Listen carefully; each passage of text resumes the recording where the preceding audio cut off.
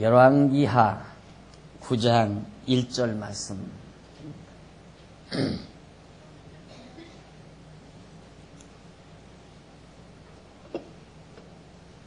열왕기하 9장 1절입니다.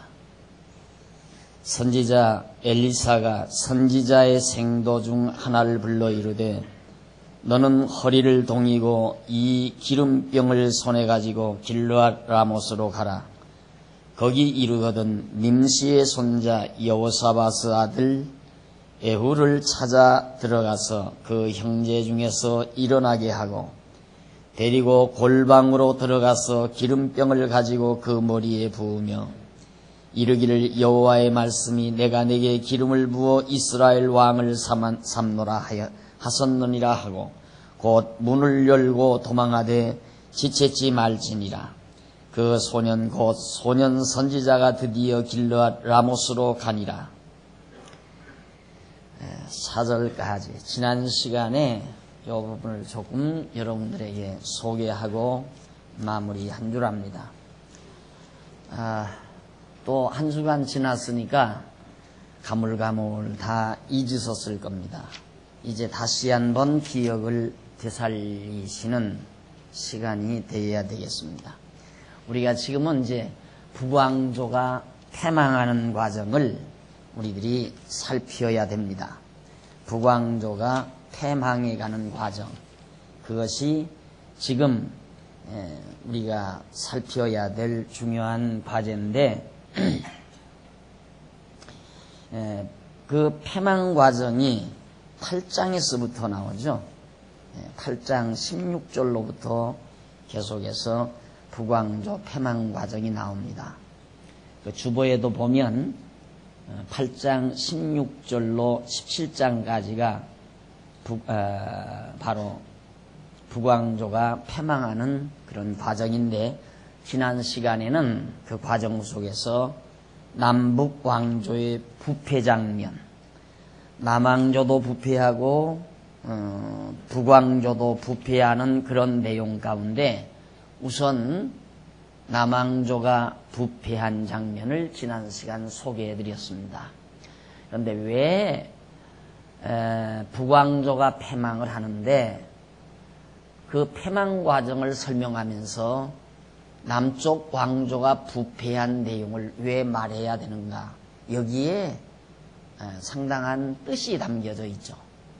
이미 여러분들이 들으셨지만은 북쪽 왕조가 패망했으면 북왕조가 여차히 하나님을 배반하고 범죄를 해서 그 결과 북왕조가 패망했다, 이렇게 기록을 하면 되지 않겠습니까?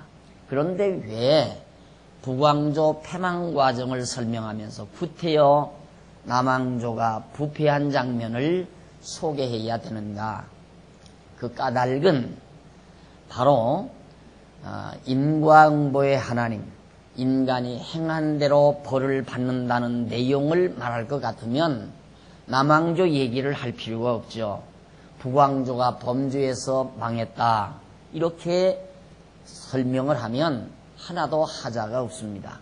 하지만 지금 이제 열왕기 하 8장 이하에 나오는 내용에서 우리에게 전해주려고 하는 핵심 내용은 여호와 하나님께서 정말 언약대로 다윗 왕조를 보호하시는 하나님, 어떠한 경우도 남쪽 유다 다윗 왕조가 타락하고 부패하고 하나님을 배반해도 하나님은 그 다윗 왕조를 버리지 않고 보호해서 그 다윗 왕조를 지키시고 반드시 그 왕조가 영원토록 유지되도록 섭리하시는 언약대로 이루시는 여호와 하나님을 소개하려고 하기 때문에 바로 북왕조가 패망하는 과정을 설명하면서 남쪽 유다 왕조의 부패 장면을 소개하게 된 거라는 뜻입니다.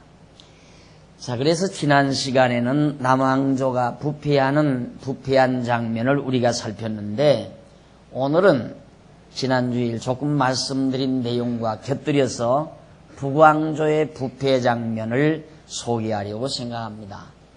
자, 그러면 또 여러분들의 이해를 돕기 위해서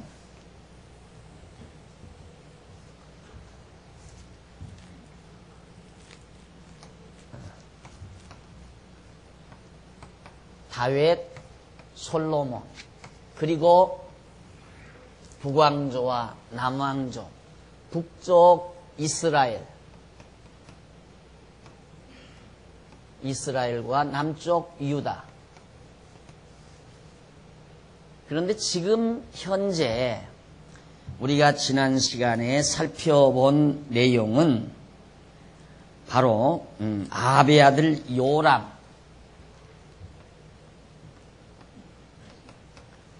지금 몇 차례 왕가가 망했죠. 그리고 이제 아합 왕가, 오므리 왕가가 지금 오므리, 아합하고 이제 요람까지, 아합의 아들 요람이 왕노릇 하는 데까지를 지금 북쪽 역사를 우리가 배웠거든요. 그런데 그 무렵에 이제 요람이 결국 하나님께서 그 이전에 요람의 아버지 아합 왕이 패역하고 부패하고 그래서 너는 망한다. 그런데 네 대에 망하지 아니하고 네 아들 때에 네 집안의 남자가 다 씨가 마른다. 그러면 이제 그 왕가는 망하는 거거든요. 그런데 정말 이제 요람 때 와서 하나님께서 언약하신 대로 북쪽 이스라엘 왕가를 망하게 하시려고 새로운 요람의 마지막 말년에 예후라는 사람, 지금 오늘 봉독해 드린 19장에 나오죠. 선지자 엘리사가 선지자의 생도 중 하나를 불러, 엘리사 선지자가 자기 생도 중 하나를 불러서 님시의 손자 여호사밧의 아들 예후를 찾아가서 그에게 기름을 부어라. 왕의 기름을 부어라. 북쪽 이스라엘의 왕의 기름을 부으라 이 말이에요. 남쪽 유다 같으면 요람이 죽고 그 아들이 왕이 됩니다. 그냥 그의 아들이 왕이 되는데 북쪽 이스라엘은 지금 왕가가 몇 번 망했어요. 이것이 잘해야 3대 아니면 4대에 망합니다. 북쪽 이스라엘은. 왜? 그것은 일찍이 모세 때의 출애굽기에서 바로 여호와를 사랑하는 자는 하나님의 은혜가 수천 대 이르게 되고 여호와를 미워하는 자는 그 죄가, 아비의 죄가 3, 4대까지 이른다고 하는 그 언약의 말씀대로 북쪽 이스라엘은 3, 4대에 반드시 망하게 돼 있어요. 그리고 남쪽 유다는 다윗이 하나님 보시기에 의롭게 행한 다윗의 의에 의하여 그 왕가가 수천 대까지 하나님의 은혜를 유지시키는 그 은혜가 임하는 내용을 지금 이 역사 속에 담고 있는 것입니다. 그러니까 우리는 하나님께서 이런 역사 섭리를 해가는 것은 무엇을 우리에게 말하려고 하는가? 그 말씀하시려고 하는 하나님의 본디의 뜻은 하나님은 이렇게 한번 모세를 통하여 또는 그 이전 아브라함을 통하여 언약하신 이 언약, 모세에게 언약하신 은혜 언약이나 모세를 통하여 주신 행위 언약, 율법이죠. 행위 언약. 이 언약 등을 모두 다 하나님께서 그대로 이루어 가시는 여호와이심을 알게 하려는데 그 근본 목적이 있기 때문에 그래서 하나님께서는 저처럼 역사 섭리를 통하여 언약대로 3, 4대 만에 북쪽 이스라엘은 망하게 하고 남쪽 유다는 수천 대 이르도록 섭리하시는 하나님의 역사임을 우리들이 살펴볼 수가 있는 겁니다. 그러니까 성경 내용, 역사적인 사실의 내용은 여러 가지 다양하고 복잡한 내용들이 많지만은 그 모든 역사 내용들이 우리에게 주는 의미는 아주 간단 명료하다는 말입니다. 그러니까 허다한 역사가들이 역사를 연구하는 의미는 그 역사가 우리에게 주는 교훈과 역사가 진행되어져 가는 원리를 찾으려는 데 있는 거거든요. 역사가 어떤 원리에 의해서 진행되어진다면 역사가 우리에게 주는 의미는 간단명료할 거라고 하는 가정에서 역사가들이 역사학을 연구하지만 그걸 못 찾는다 이 말입니다. 그걸 찾지를 못해요. 허다한 역사가들이 한평생 머리가 파뿌리 되도록 연구실에 들어가 앉아서 역사가 주는 의미를 찾기 위하여 역사 진행의 원리를 발견해 보려고 온갖 노력을 다하고 일생을 바쳐서 투자하지만 그 역사의 진행 원리와 그 역사가 주는 간단명료한 의미를 못 찾는다 그 말이죠. 그러나 우리는 너무 간단하잖아요. 이렇게 아브라함 때부터 지금 현재 북쪽 이스라엘 에우시레까지 역사가 지금 진행된 거거든요. 이런 역사가 진행되어져 가는 원리는 무엇이고 그 진행된 역사가 우리에게 전달해주는 간단명료한 의미는 도대체 무엇인가? 그걸 찾기 위해서 우리가 지금 몇 년에 걸쳐서 계속해서 성경에 소개된 역사를 지금 상고해 가는 거라 말입니다. 그 의미를 이제는 우리는 뚜렷하게 분명하게 찾고 발견하는 시점에 와 있는 것입니다. 왜 북쪽 이스라엘이 멸망한다는 과정을 설명하면서 남쪽 유다의 부패를 무엇 때문에 언급해야 되는가? 아까 말씀드렸잖아요. 그 이유는 남쪽 유다는 이렇게 부패해도 멸망하지 않지만 북쪽 이스라엘은 부패하니까 하나님께서 멸망시켰다 이 말이에요. 왜 그랬는가? 그 이유는 바로 모세에게 언약하신 행위 언약대로 은혜를 베풀어 수천 대 이루게 하고 여호와 하나님을 사랑하는 자에게는 수천 대 은혜를 베풀게 하고 여호와를 미워하는 자는 3, 4대 그 아비의 죄를 3, 4대에 이루게 해서 망하게 하겠다 하는 그 언약의 말씀대로 이루어가는 과정이라 이 말이죠. 그러면 그 언약을 왜 그렇게 이루어가는가? 간단하다고 그랬잖아요. 하나님은 언약하시고 언약대로 이루시는 여호와이시라는 사실을 우리에게 깨닫게 하기 위해서 그렇게 간단명료한 의미를 이 복잡하고 다양한 역사 내용들이 우리에게 주고 있는 것이다. 그러니까 여러분들은 역사가가 된 거예요. 사학자가 된 거라 이 말입니다.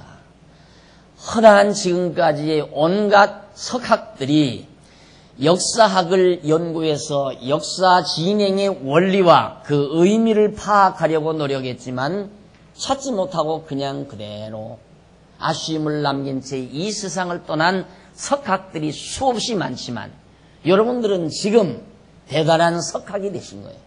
역사의 진행 원리와 그 다음 그 역사 내용이 우리에게 주는 진정한 간단명료한 의미를 우리가 파악할 수 있다는 것은 사학자들이 찾으려는 내용들이었다 이 말이죠. 이걸 하나님 여호와를 모르고는 여호와 하나님을 알지 못하고는 아무도 찾을 수가 없습니다. 그래서 솔로몬은 여호와를 경외하는 것이 지식의 근본이라. 지혜의 근본이고 지식의 근본이다 이 말입니다. 여호와 하나님을 아는 것이 지식의 근본. 여호와 하나님을 알면 역사도 분명하게 해석할 수 있는 역사의 진행 원리와 그 내용 자체가 우리에게 주는 간단명료한 의미를 찾아낼 수 있다는 얘기죠. 왜? 하나님 여호와를 아는 지식의 근본 뿌리가 있기 때문에. 그래서 고도의 학문이에요. 성경이라는 것은 아주 고도의 학문. 그래서 종교라는 말 아닙니까? 종교. 이 종교 최고의 가르침이라 이 말이거든요. 종교 다음에는 대학이지요. 대학. 큰 배움. 그런데 이것은 대학, 큰 대자보다도 종자가 더 높은 거 아니에요. 가장 바로 최고봉이니까. 그래서 대종이라는 말도 많이 하죠. 크고 높은 것, 최고. 그래서 종교 이 말은 바로 대학 위에 최고의 가르침. 그래서 이 기독교 성경이야말로 최고의 학문, 최고의 진리의 정수를 우리에게 전해주는 산 진리의 전당이다.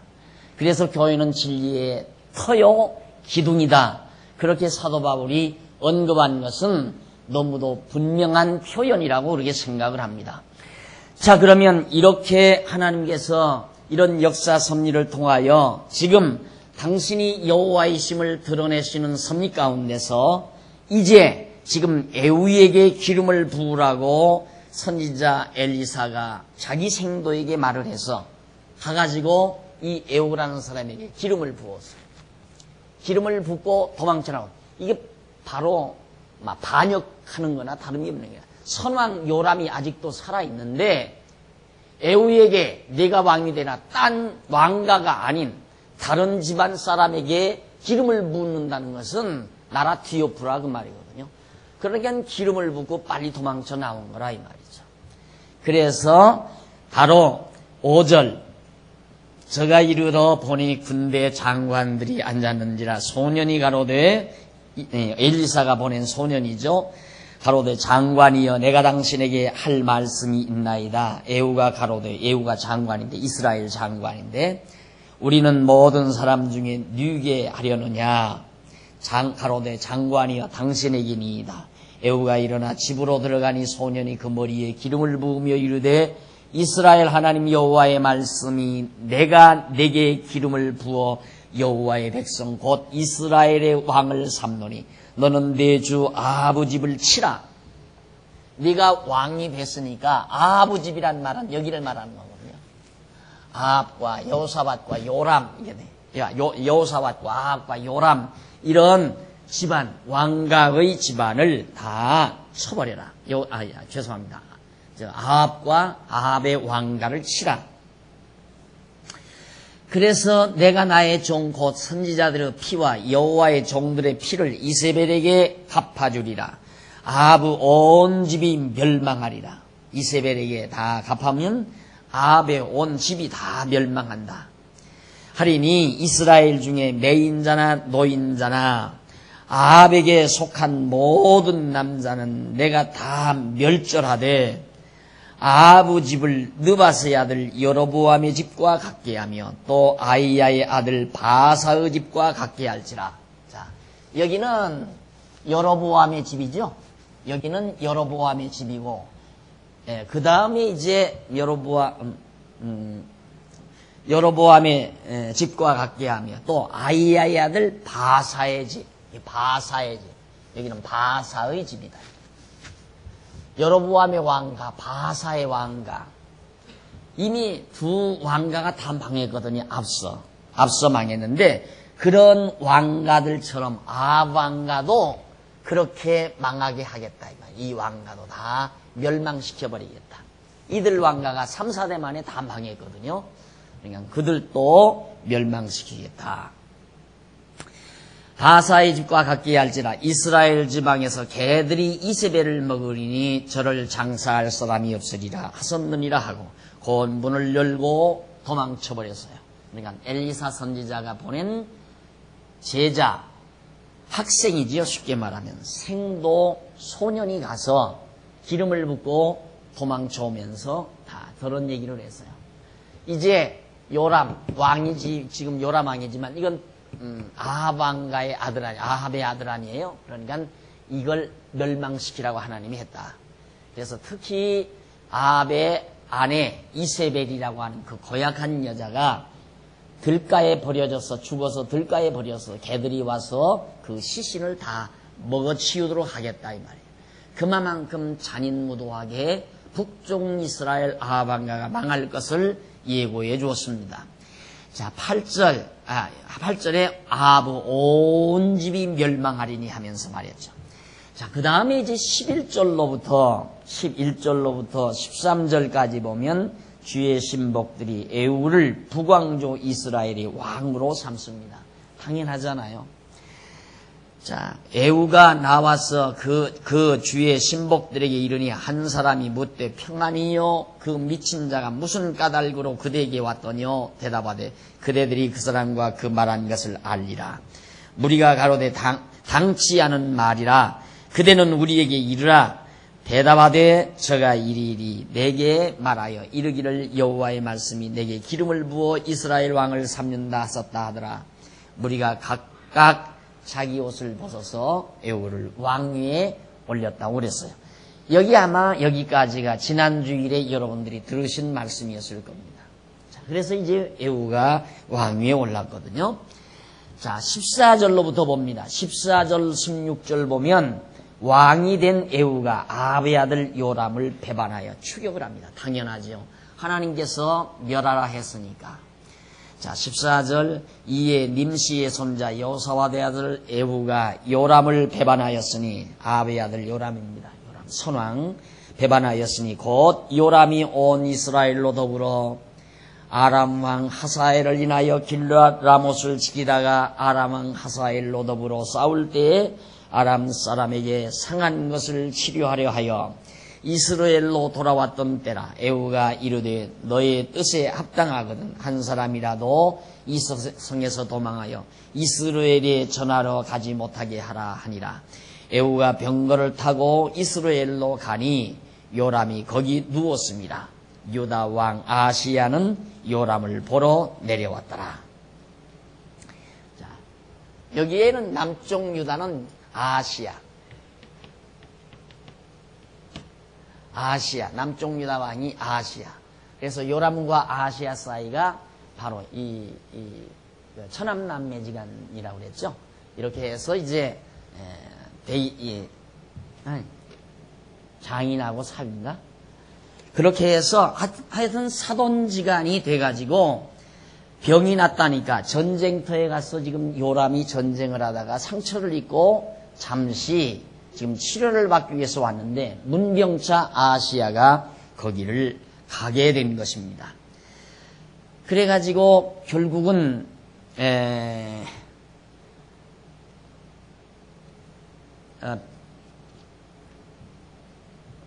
요람이 거기 누워서 문병하러 아하시야가 왔는데 17절 이스라엘 망다에 파수꾼 하나가 섰더니 에후의 무리의 오는 것을 보고 가로되 내가 한 무리를 보나이다 하고 이제 그 파수꾼이 이야기를 하니까 그 어떤 자가 오느냐 하니까 결국 19절 이하에 보면 다시 한 사람을 말을 태워 보내었더니 저희에게 가서 가로되 왕의 말씀이 평안이냐 하시더니 하매 에후가 가로되 평안이 네게 상관이 있느냐고 내 뒤로 돌이키라 하니라. 파수꾼이 또 가로되 저도 저희에게까지 갔으나 돌아오지 아니하고 그 병거 위에 모는 것이 님시의 손자 에후의 모든 것 같이 미치게 모나이다.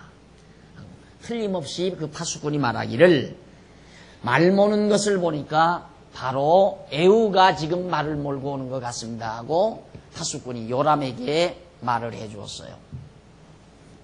그러니까 요람이 가로되 메우라 하매 그 병거를 메운지라. 이스라엘 왕 요람과 유다 왕 아하시야가 각각 그 병거를 타고 가서 에후를 맞을세. 이스라엘 사람 나보스 토지에서 만남에 요람이 에후를 보고 가로되 에후야 평안이냐 대답하되 내 어미 이세벨의 음행과 술수가 이렇게 많으니 어찌 평안이 있어야 하고 결국은 요람이 곧 손을 돌이켜 도망하며 아하시야에게 이르되 아하시야여 반역이로다. 에후가 힘을 다하여 활을 당기어 요람을 쐈어요. 그 두 팔 사이 가슴 심장을 꿰뚫고 나오며 저가 병거 가운데 엎드린지라. 에후가 그 장관 빛깔에게 이르되 그 시체를 취하여 이스라엘 사람 나보스 밭에 던져버렸습니다. 그대로 비참하게 바로 그 요람의 시체가 형편없이 이제 들가에 버려지는 비운을 맞게 됐죠. 그래서 결국 이스라엘 사람 나보스 밭에 던진지라. 내가 기억하려니와 이전에 너와 내가 함께 타고 그 아합을 쫓았을 때 여호와께서 이 아래에 같이 저의 일을 이어나섰느니라. 여호와께서 말씀하시기를 내가 어젯날에 나보스 피와 그 아들들의 피를 분명히 보았노라. 또 말씀하시기를 이 토지에서 내게 갚으리라 하셨으니 그런즉 여호와의 말씀대로 그 시체를 취하여 이 밭에 던질지니라. 역시 여호와의 말씀대로. 그러니까 하나하나 저 요람이 죽어서 그 시체가 어떻게 처리될 것까지라도 전부 하나님께서 선지자 엘리사를 통해서 예언을 해요. 그리고 그 예언대로 그대로 이루어지게 만들어요. 이유는 간단하죠. 그런 사건들을 통하여 그렇게 예언하게 하신 여호와 하나님이 살아계시다는 사실을 확증지어 주려는 거거든요. 하나님 여호와가 살아계시지 않다면 어떻게 말한 그대로 이루어지느냐 이 말이죠. 이제 요람이 죽어서 그 시체가 밭에 버려진다. 그렇게 예언했는데 아니 지금 군왕으로 당당하게 왕으로서 이스라엘 왕으로서 왕궁에 힘을 주고 앉아있는 요람에게 네 시체가 엘리사가 그렇게 예언했잖아요. 너 시체가 이제 죽어서 밭에 버려진다. 근데 그대로 예언대로 예고를 통해서 그 결과가 와지는 거라고 말입니다. 이것이 여호와 하나님이 살아계신 확증이라 이 말이죠. 자, 이런 말씀을 드리면 여러분들이 그렇게 생각할 거예요. 하나님도 여호와 하나님께서 지금도 좀 그렇게 해보시지. 아무개 성도님이 오늘 예배를 마치고 차를 몰고 고향을 가다가 어디 저쪽 망양 휴게소쯤 가면 바로 차가 꽉 막혀가지고 3시간을 기다리다가 가게 될 것이다. 이렇게 미리 알게 해가지고 가다가 딱 3시간 막혀다가 가면 야 진짜 하나님 살아계시구나. 오늘 박 목사가 여기 있어서 설교 다른 거 하지 말고 여러분 오늘 가다가 망양 부근에 가면 차가 한 3시간쯤 막히게 될 겁니다. 그 3시간쯤 막힌 다음에야 터져서 여러분들이 고향에 갈 수 있습니다. 라고 예언 한마디 해주면 끝나잖아요. 그러면 여러분 이제 차 타고 가시다가 망양에 가서 딱 차 3시간쯤 막혀서 터지게 되면 이야 진짜 박 목사를 통하여 예언하신 여호와 하나님이 살아계시구나. 그렇게 해줬으면 얼마나 좋을까. 이렇게 아마 여러분 생각하는 분들이 있을 거예요. 그런 분들은 성경이 필요 없다고 생각하는 분들. 성경이 필요 없다고 생각하는 분들. 그러면 여호와 하나님이라고 하는 사실을 이해하고 깨닫게 하려면 이 방대한 지금 수천 년의 역사 내용을 여기다 담고 있는데 그걸 여러분들에게 다 깨닫게 하려면 여러분들의 나이가 수천 년 먹어야 된다 이 말이에요. 수천 살을 먹고 살아야 성경에 있는 모든 역사를 다 경험하고 살 거 아니겠어요. 그래서 성경을 특별계시라고 그러는 거예요. 하나님께서 우리에게 특별하게 성경을 기록하게 해서 이건 역사적인 사실이니까 이걸 통하여 우리가 실제 생활에서 경험하지 않아도 다 하나님이 여호와임을 깨닫게 하기 위해서 기록해 주신 하나님의 말씀이란 말입니다. 그러니까 우리는 이걸 예상할 수 있어요. 우리는 예언을 듣지는 못했지만 오늘 여러분들이 만약에 강단에 선 박 목사를 통해서 어떤 예언은 듣지는 못했지만은 이제 오늘 아니면 내일 또 금년 한 해 내년 앞으로 사는 동안 되어지는 모든 일들이 하나님의 정하신 뜻대로 된다는 것만은 사실이다 이 말이죠. 그건 분명하잖아요. 어떻게 될 걸 우리에게 미리 알려주지는 않았지만 예언해 주지는 않았지만 되어지는 모든 일들이 하나님의 정하신 뜻대로 되어진다는 것. 그러면 하나님의 뜻대로 되어진다는 것을 무엇으로 알 수 있는가? 우선 우리는 성경을 통하여 너무 그거 분명하게 증거를 댈 수가 있고요. 또 하나 실제적으로 직접적으로 얻을 수 있는 것은 만사가 다 내 계획대로 안 된다는 데서 얻을 수가 있습니다. 내 계획대로 안 된다는 거. 당장 여러분 지금 이 예배를 끝나고 나서 다음 시간에 무슨 일을 어떻게 할지 여러분 몰라요. 내일 일을 전혀 모르고 산다 그 말이에요. 그러나 내일에 되어지는 일은 진행되게 돼 있어요. 그럼 그 일이 어떻게 해서 그렇게 진행되는가? 그걸 설명하기 위해서 어떤 자들은 우연론을 말하는 자들이 있어요. 우연히 그렇게 일들이 이루어진다. 그게 우연론자들이에요. 그러나 오늘 우리는 우연론자가 아니라 섭리론자예요. 하나님께서 그렇게 나를 섭리해 가신다고 믿는 자예요. 그러니까 둘 중에 하나란 말입니다. 여러분들이 우연론을 믿든가 섭리론을 믿든가 둘 중에 하나. 하나님이 없다고 생각하는 사람은 내일, 모레일, 남은 여생 모든 일들이 우연히 그렇게 사라진다. 살아가지게 되어진다. 그렇게 설명하거나 안 그러면 내 모든 남은 여생이 온전히 하나님의 섭리 따라 되어진다고 믿고 살거나 둘 중에 하나를 선택하고 살아야 되지 않느냐 이 말이죠. 그러나 내일 일, 장차 내 생의 모든 여생이 하나님의 섭리 따라 되어진다는 확실한 근거를 우리는 성경에서 얻기 때문에 하나님의 섭리를 믿고 살아가게 되는 겁니다. 그러나 하나님을 모르는 자들은 답답한 거예요.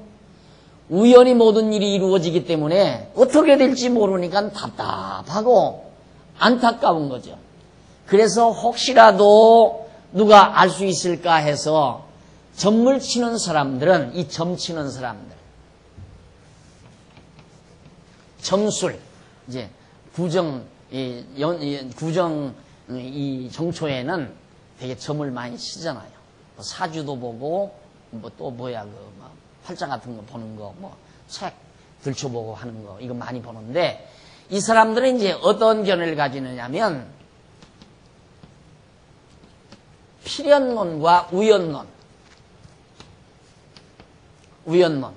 필연론과 우연론 둘이 있는데 우연론을 주관하는 사람들은 점칠 필요가 없어요. 우연히 이루어지는데 점쳐서 하나요? 그러나 필연론을 말하는 사람들은 점을 치죠. 내 인생이 뭔가 모르게 확정돼 있다. 그렇기 때문에 장차 어떻게 될 것을 점쟁이가 안다 이거죠. 그게 필연론을 말하는 사람이에요. 그런데 우리는 어떻게 보면 필연론과 같은 것으로 이해되지만 천만의 말씀입니다. 필연론하고 우연론하고는 다를 뿐만 아니라 우리가 말하는 섭리론은 전혀 달라요. 이것은 무신론에서 나와요. 무신론. 하나님이 없다고 말하는 무신론자들이 필연론과 우연론을 말해요. 그러나 우리는 유신론, 하나님이 계시다고 하는 유신론자들의 섭리론이죠. 우리는 섭리론은 뭐냐면 섭리의 주관자가 계세요. 그 하나님이죠. 근데 필연론은 주관자가 없어요. 필연론은 주관자도 없을 뿐만 아니라 또 목적도 의미도 없어요. 그냥 일이 그렇게 필연적으로 이루어진다 이 말이에요. 이게 소위 조금은 깼다고 하는 사람들의 두뇌에서 나오는 말인데 그게 뭐냐면 바로 헤겔의 정반합의 원리에 의한 것입니다.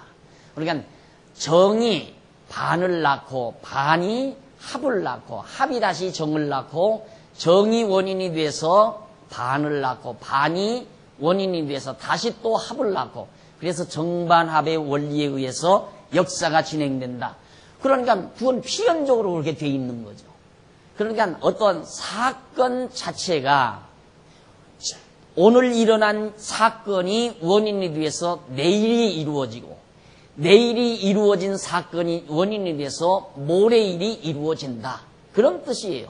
그러니까 반드시 그렇게 되어지게끔 돼 있다 이거죠. 그게 필연론이에요. 그러니까 이것은 누가 주관자가 없어요. 또 목적도 없고 의미도 없는 거예요. 이 필연론이나 우연론은 아야 이건 어떻게 될지 전혀 모른다. 우연히 모든 일이 이루어져 간다고 하니까. 그러나 우리는 섭리론자예요. 역사의 주관자이신 하나님이 목적과 의미를 두고 분명하게 역사를 진행시켜 간다. 그러니까 역사 해석이 가능한 거죠. 오늘 제가 역사를 해석하고 있잖아요. 왜 이 역사 해석이 가능한가? 하나님께서 역사 섭리를 해나갈 때 목적과 의미를 두고 역사를 섭리해 가시니까 그걸 해내면 역사 해석이 되는 거죠. 그래서 여러분 필연론자나 우연론자는 무신론자들이에요. 그러나 오늘 하나님을 경외하는 우리들은 섭리론을 믿고 사는 거예요.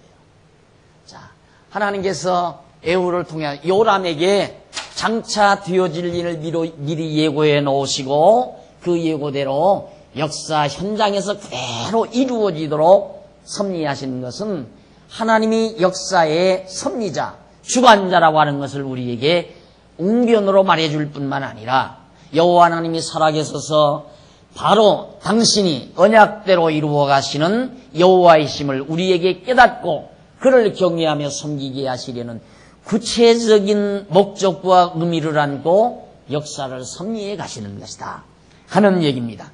그래서 오늘 우리들이 지금 옛날 옛적 수천 년 전에 이루어졌던 역사를 우리가 이 아침도 살피고 있는 겁니다. 제일 딱딱한 강의가 역사 강의 아니에요. 대학에서 역사 교수 인기 없어서 밥을 못 먹는데요.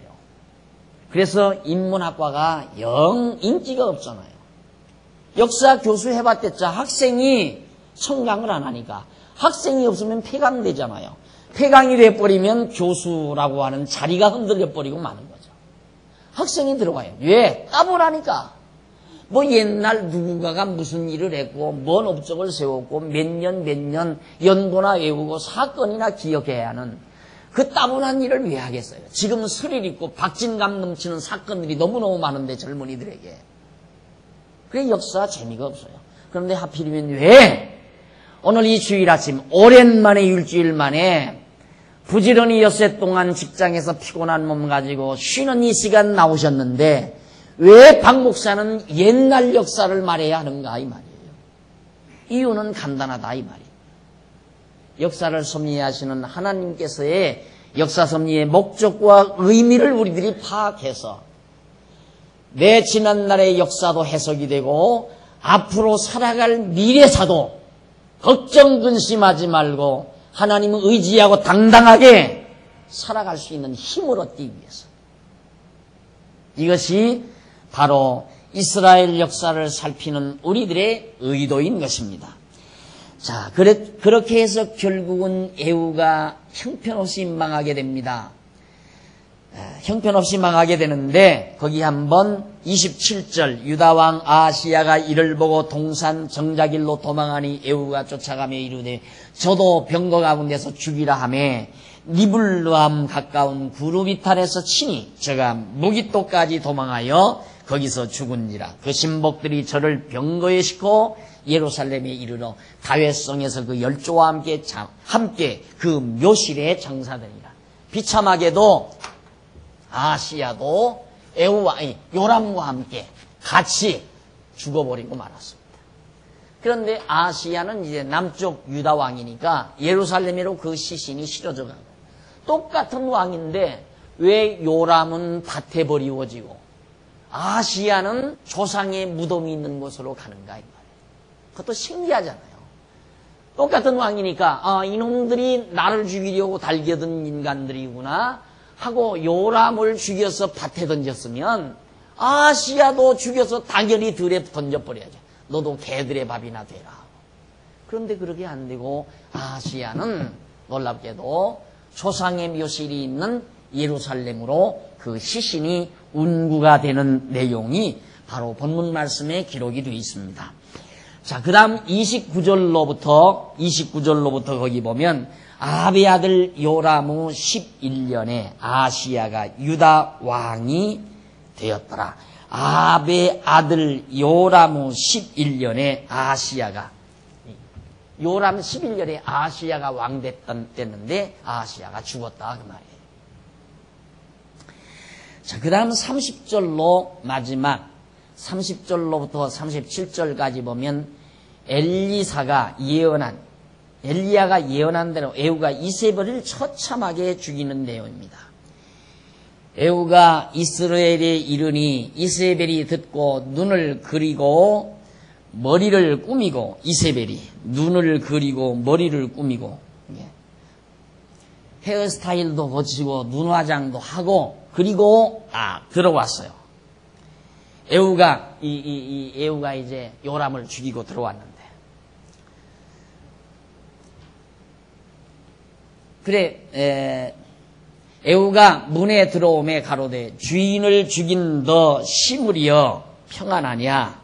너 주인을 죽였다. 그러니까 너 상사 요람을 너 죽였다 하면서 에후가 얼굴을 들어 창을 향하고 가로되 내 편이 될 자가 누구냐 하니 두어 시내가 내시가 에후를 바라보는지라 가로되 저를 내려 던지라 하니 내려 던짐에 그 피가 담과 말에 뛰더라.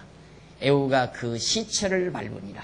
에후가 들에 가서 먹고 마시고 가로되 가서 이 저주받은 계집을 찾아 장사하라.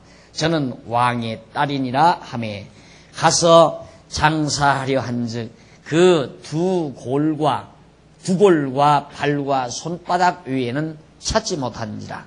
돌아와서 고한데 에후가 가로되 이는 여호와께서 그 종 디셉 사람 엘리야로 말씀하신 바라. 이르시기를 이스라엘 토지에서 개들이 이세벨의 고기를 먹을지라. 그 시체가 이스라엘 토지에서 거름같이 반면에 있으리니 이것이 이세벨이라고 가리켜 말하지 못하게 되리라 하셨느니라. 자, 에후가 전쟁에서 이제 요람도 죽이고 또 들어오니까 바로 이세벨이라는 여자가 아베 아내였죠. 이세벨이 듣고 눈을 그리고 머리를 꾸미고 창문을 열고 딱 내려다봤다 이 말이야. 내려다보면서 너 주인을 죽이고 돌아오는 놈아 하고 이제 그렇게 비난을 했겠죠.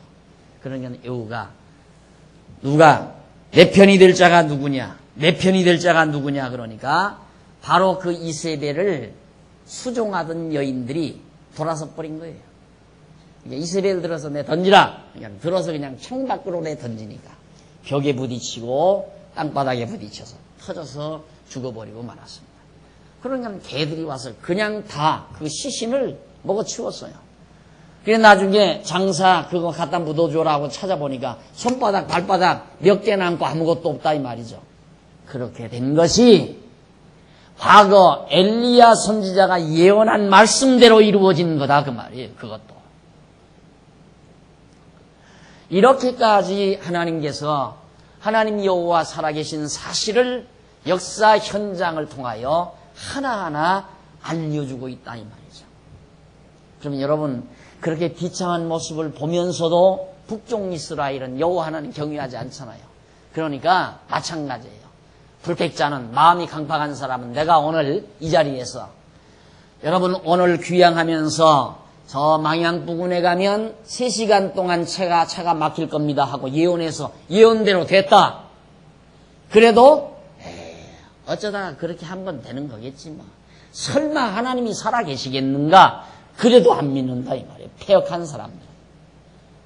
우리들 같은 사람들은 그런 일이 없어도 성경만 보고도 하나님 여호와가 살아계신 것을 확실히 믿지만은 불택자인 폐역한 백성은 내가 예언한 대로 3시간 동안 망양부근에서 차가 막히는 한이 있다 할지라도 우연히 어쩌다가 맞았겠지 하고 안 믿는다 그 말이에요.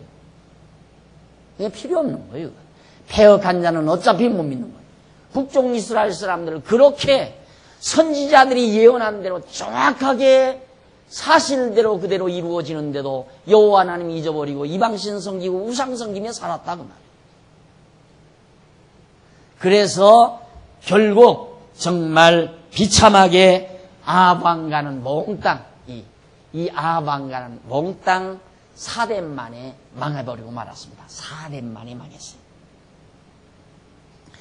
그 다음 이제 10장에 넘어가면요. 10장에는 1절로 11절에 보면 에후가 아합 10장 1절로 11절에 보면 에후가 아합 아들들과 그 집에 속한 자들을 다 죽여버립니다. 전부 멸절하라고 그랬으니까. 아합 아들 70인 아합의 아들 이전에 이세벨하고 살면서 요람의 아버지죠. 아합이 아들들을 요람의 형제들이 한 70명이 되는데 다 죽여버린 거예요. 다 몽땅 다. 사마리아에 있는지라 에후가 편지를 써서 사마리아에 보내어 이스라엘 방백 곧 장로들과 아합의 여러 아들을 교육하는 자들에게 전하니 일렀으되 너희 주의 아들들이 너희와 함께 있고 또 병거와 말과 견고한 성과 병기가 너희에게 있으니 이 편지가 너희에게 이르거든 너희 주의 아들들 중에서 가장 어질고 정직한 자를 택하여 그 아비의 위에 두고 너희 주의 집을 위하여 싸우라 하였더라. 저희가 심히 두려워하여 가로되 두 왕이 저를 당치 못하였거든 우리가 어찌 당하리요 하고 국내 대신과 부윤과 장로들과 왕자를 교육하는 자들이 에우에게 말을 전하여 가로되 우리는 당신의 종이라. 무릇 명하는 것을 우리가 행하고 아무 사람이든지 왕으로 세우지 아니하리니 당신의 소견에 좋은 대로 행하라 한지라. 에우가 다시 저희에게 편지를 붙이니 일렀으되 만일 너희가 내 편이 되어 이 말을 들으려거든 내 말을 들으려거든 너희 주의 아들 된 사람들의 머리를 취하고 내일 이맘때에 이스라엘에 이르러 내게 나오라 하였더라. 왕자 70인이 성중에서 그 교육하는 존귀한 자들과 함께 있는 중에 편지가 이르매 저희가 왕자 70인을 잡아 몰수히 죽이고 그 머리를 광주리에 담아 이스라엘 에우에게로 보내니라. 사마리아 도읍이니까 거기가 수도니까 거기에 이제 왕자들이 70명이 다 있었을 거 아니에요. 그러니까 바로 저 에우가 서신을 보냈어요. 보내가지고 그 왕자들을 교육시키는 사람들에게 일이 여차여차히 됐으니까 왕자 중에 슬기롭고 똑똑한 사람 하나를 세워서 왕으로 세우고 나와 더불어 싸우자고 하자. 전쟁을 하자고 하자 이 말이에요. 내가 에우를 요람을 죽였으니까 이제 너희 왕자들은 다 단합해서 나와 싸우자. 그러니까 그 왕자들이 생각하기를 아니 두 왕이 달겨들었어도 두 왕이 접전을 했어도 이기지 못한 자를 우리가 어떻게 이기겠느냐. 아야 우리는 포기하자. 우리는 손을 들었으니까 마음대로 하십시오. 명하는 대로 우리가 하겠습니다. 그러니까 그만 에우가 그쯤 되면 그래라 내 신복 노릇해라 하고 다 살려줄 수도 있잖아요. 그러지는 않았어요. 에우가 그 왕자 70인을 교육시키는 사람들에게 편지를 보내서 그러거들랑 누구든지 다 그 왕자들을 다 몰수히 죽이고 돌아오더라. 나를 따르려거든. 그러니까 그 교육하는 사람들이 70명 왕자들의 목을 다 잘라서 광주리에 담아가지고 바로 에우에게 다가온 거예요. 그렇게 해서 결국 저 왕가가 요람 왕가가 완전히 다 선지자의 예언대로 엘리사의 예언대로 다 진멸당하게 됐습니다. 자 그러면 여기서 이들이 진멸당하는 것은 직접적으로는 엘리사 선지자의 예언대로 된 거죠. 그러나 더 나아가서는 하나님께서 모세를 통하여 3, 4대에 이르게 하겠다고 하는 예언대로 된 거라 이 말입니다. 더 나아가서는 근원적으로 뿐만 아니라 더 근원적으로는 모세의 예언뿐만 아니라 모세에게 주신 언약의 말씀뿐만 아니라 아브라함의 아들 이삭의 아들 야곱이 자기 아들 유다에게 네 왕위는 영원하리라. 유다에게서는 왕의 떠나지 않는다. 언약하신 말씀이란 말이에요. 유다에게 이때 야곱이 유다에게 이때 하신 언약대로 이 남쪽 유다는 계속해서 유지되지만 북쪽 이스라엘은 3, 4대 만에 망하니까 이 언약대로 이루어지기 위해서 이것이 망하는 거예요. 북쪽 이스라엘이 망하는 거예요. 그러니까 아주 근원적으로는 야곱을 통해서 유다에게 언약하신 말씀대로 이루시는 하나님의 섭리고 더 나아가서는 하나님의 영원하신 작정 섭리에 의해서 모든 역사가 진행되어져 가는 것이다. 그런 뜻입니다. 그래서 남쪽, 북쪽 이스라엘 요람 왕가가 그렇게 멸망당한 것은 하나님의 즉흥적인 그때 즉흥적인 섭리가 아니라 만세전, 창세전에 계획된 그 당시에 계획된 작정된 하나님의 뜻대로 왜? 당신이 여호와이심을 드러내기 위한 당신의 능력의 영광을 드러내기 위한 계획대로 모든 역사가 진행되어져 가는 것이다. 그래서 결국 이세벨도 처참하게 죽고 그 아들들 70인도 다 죽어버립니다. 12절로 14절에 다 죽었죠. 그 다음 15절로 17절에 오면 에후가 여호나답을 영접하고 아합에게 속한 자를 다 죽여버립니다. 14절, 15절, 거기 보시면, 에후가 거기서 떠나가다가 레갑의 아들 여호나답이 맞으러 오는 것을 만난지라. 이제 예후가 왕이 됐다는 말을 듣고 여호나답이라는 사람이 왕을 맞으러 나오는 거예요. 그 안부를 묻고 가로되 내 마음이 네 마음을 향하여 진실함과 같이 네 마음도 진실하냐? 여호나답이 대답하되 그러하니이다. 가로되 그러면 나와 손을 잡자. 손을 잡으니 에후가 끌어 병거에 올리며 가로되 나와 함께 가서 여호와를 위한 나의 열심을 보라 하고 이에 자기 병거에 태우고 사마리아에 이르러 거기 남아있는 바 아합에게 속한 자를 죽여 진멸하였으니 여호와께서 이스라엘에게 이르신 말씀과 같이 되었더라. 여호와 하나님께서 북쪽 이스라엘에게 말씀하신 내용과 그대로 다 이루어졌다. 그 말이에요. 역사란 하나님의 말씀대로 되어진다. 그 말씀이 바로 로고스라고 그랬어요. 로고스. 하나님의 말씀 로고스. 그러니까 모든 역사는 로고스대로 되어진다. 하나님의 말씀대로 되어진다.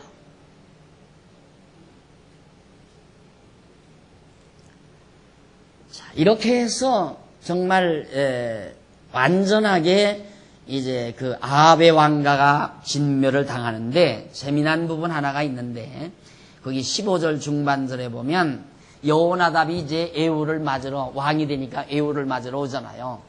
근데 제일 참 힘든 부분이 그런 부분이거든요.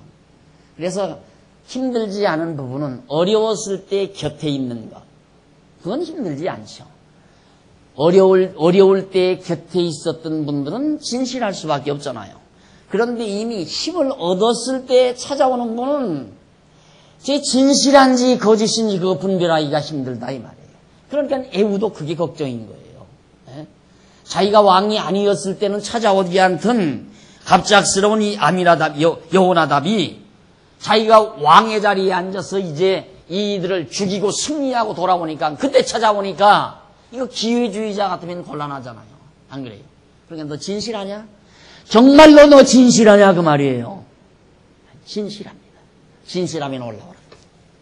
그래서 데리고 가서 함께 마지막 모든 잔민들, 그러니까 아합의 잔민들을 다 처치해버리는 것.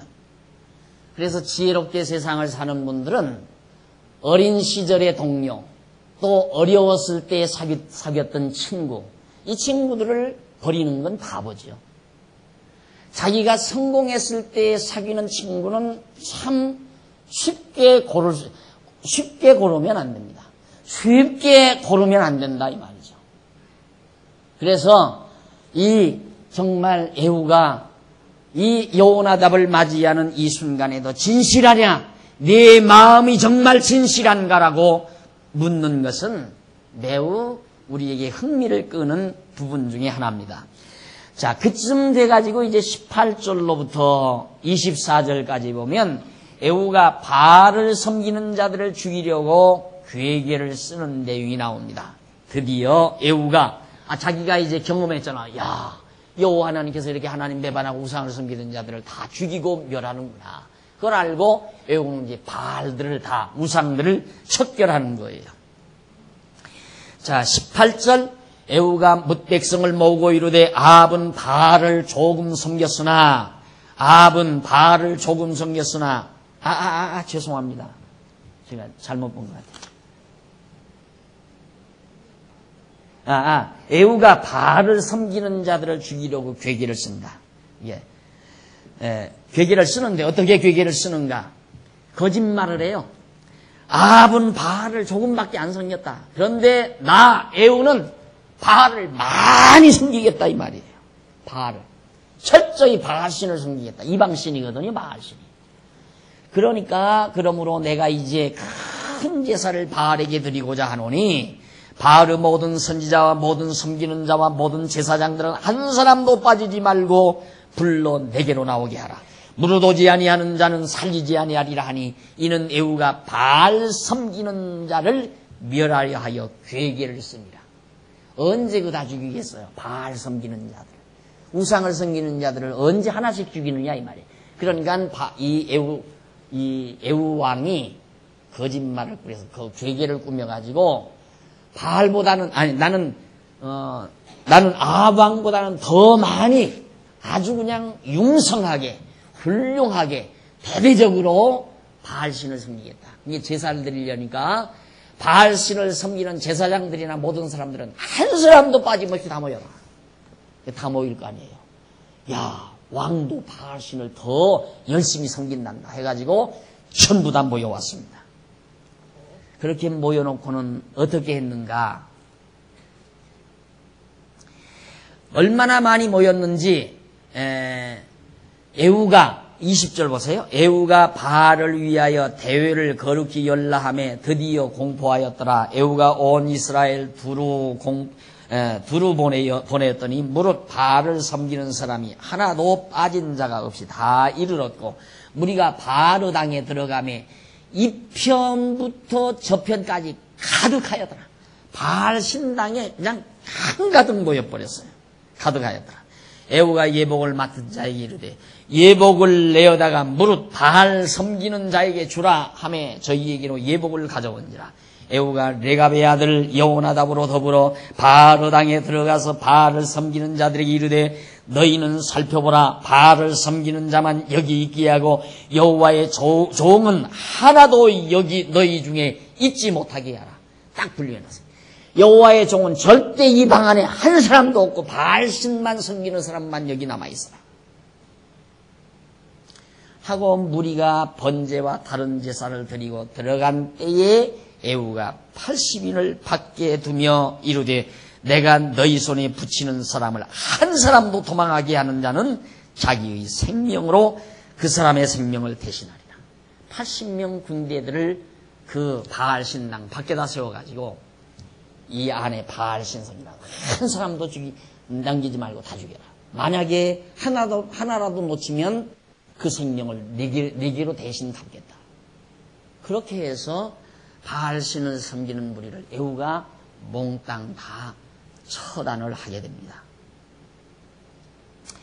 자, 이렇게 해서 결국 명령을 한 다음에 25절 번제 드리기를 다음에 에후가 호위병과 장관들에게 이르되 들어가서 한 사람도 나가지 못하게 하고 죽이라 하매 호위병과 장관들이 칼로 저희를 죽여 밖에 던지고 바알 땅 있는 성으로 가서 바알 땅에서 목상들을 가져다가 불사르고 바알 목상을 헐며 바알 땅을 회파하며 변소를 만들었더니 오늘날까지 이르니라.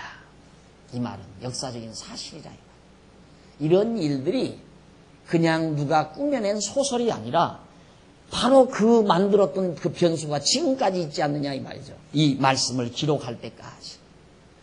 그러면서 하는 말이 만들었더니 오늘날까지 이르니라. 에후가 이와 같이 이스라엘 중에서 바알을 멸하였으나 그렇게 멸하였는데도 이스라엘로 범죄케 한 느바세의 아들 여로보암의 죄 곧 베델과 단에 있는 금송아지를 섬기는 죄에서는 떠나지 아니하였더라. 자, 이 바알신을 섬기는 죄에서는 떠났는데 지금 남쪽 유다는 요만하잖아요. 땅덩어리가. 근데 북쪽 이스라엘은 이만하다 이 말입니다. 이만하다.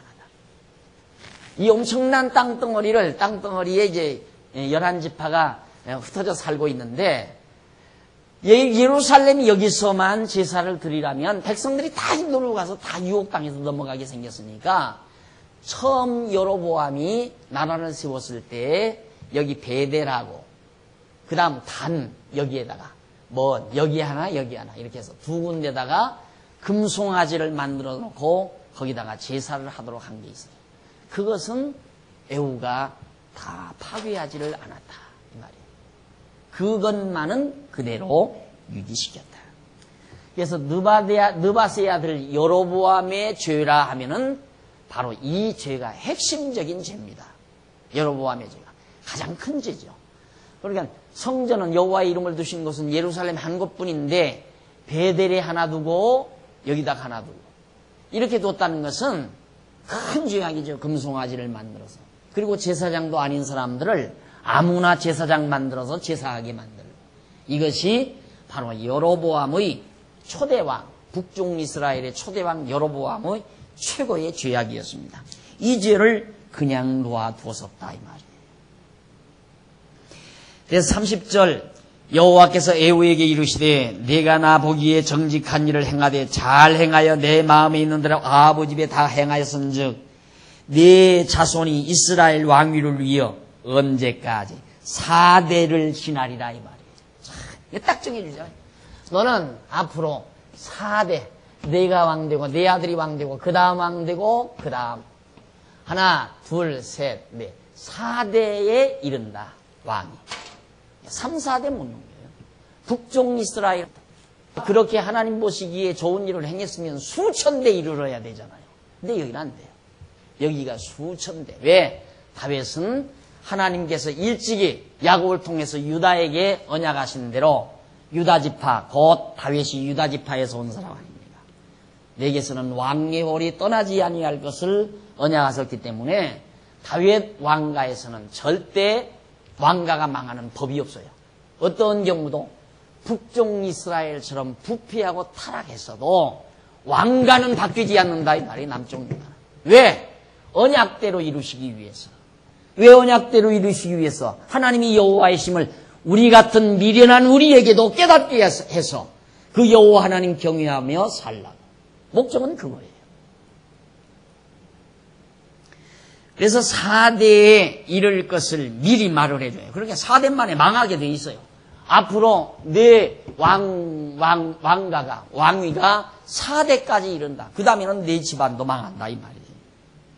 여호와께서 여기 이르시되 4대 지나리라 하시니라. 31절 그러나 애후가 전심으로 이스라엘 하나님 여호와의 율법을 지켜 행하지 아니하며 여로보암이 이스라엘로 범하게 한 죄에서 떠나지 아니하였더라. 바로 베델과 단의 금송아지 섬기는 일을 떠나지 않았어요. 이때 여호와께서 비로소 이스라엘을 찢으심에 하사엘이 그 사방을 치되 요단 동편 길르앗 온 땅 곧 갓 사람과 루벤 사람과 므낫세 사람의 땅 아르논 골짜기에 있는 아로엘에서부터 길르앗 바산까지 하였더라.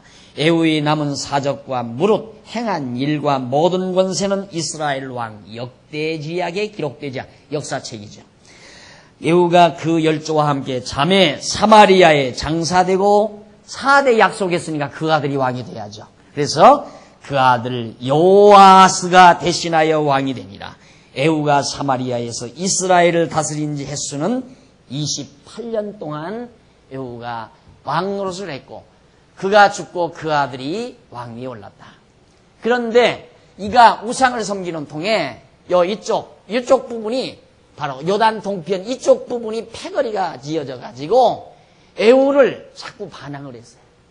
이런 사건이 그가 다스리던 시기에 있었고, 그렇지만은 에후는 28년 동안 무사하게 나라를 다스리다가 죽고 하나님의 언약대로 그 아들이 이어서 이스라엘의 왕이 되는 내용을 오늘 여러분에게 소개해드렸습니다. 사랑하는 성도 여러분, 바로 역사는 로고스의 표현입니다. 말씀의 표현이라 이 말이죠. 모든 역사는 하나님의 말씀대로 이루어진다는 것. 이 한 가지 오늘 아침 다시 한번 마음속에 깊이 새김질하시고 우리 이스라엘 역사뿐만 아니라 우리 남은 여생도 다가올 우리의 삶의 과정도 하나님의 말씀에 달려있음을 명심하시면서 그 하나님 믿고 의지하고 당당하게 승리하는 귀한 생이 되시기를 당부드립니다. 기도하십시다.